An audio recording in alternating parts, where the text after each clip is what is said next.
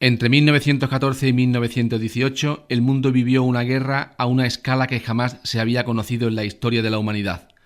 Se la llamó inicialmente Gran Guerra y, más tarde, Primera Guerra Mundial.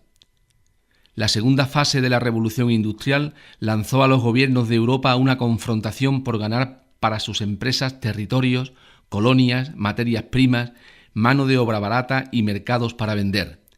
Este capitalismo salvaje produjo entre los gobiernos fuertes tensiones que favorecieron el estallido de la Primera Guerra Mundial. A fines del siglo XIX se estaban creando rivalidades económicas y coloniales entre las principales potencias europeas. Por un lado, había disputas territoriales en Europa.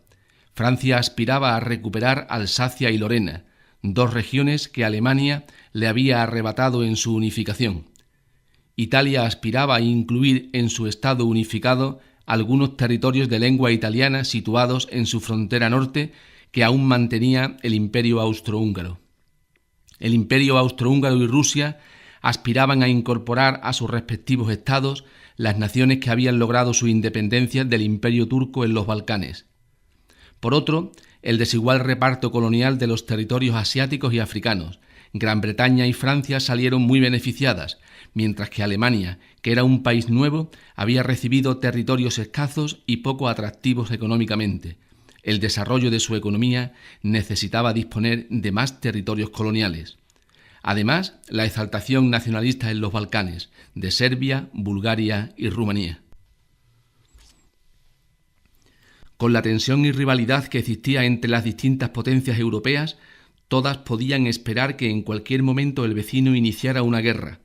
En los momentos previos al estallido de la guerra, cada estado aumentó sus gastos militares para garantizar su seguridad.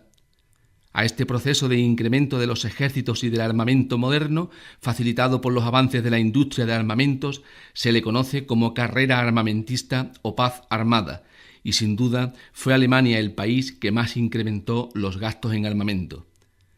Las grandes empresas industriales, sobre todo el sector de la siderurgia, fabricación naval, de armamento pesado, de vehículos, etc., eran las grandes beneficiadas de los cuantiosos gastos militares realizados por los gobiernos, pues veían aumentados su producción y sus beneficios. Y si estallaba la guerra y su país resultaba ganador, estas empresas podían multiplicar sus beneficios. Como el peligro de guerra era inminente desde finales del siglo XIX, una cuestión importante era buscar amigos para cuando llegara el momento.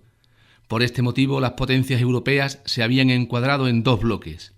La Triple Alianza, compuesta por Alemania, el Imperio Austrohúngaro, que aunque eran rivales, pero acabaron firmando una alianza de ayuda mutua por temor a Rusia, e Italia, que se pasó a los rivales en 1914.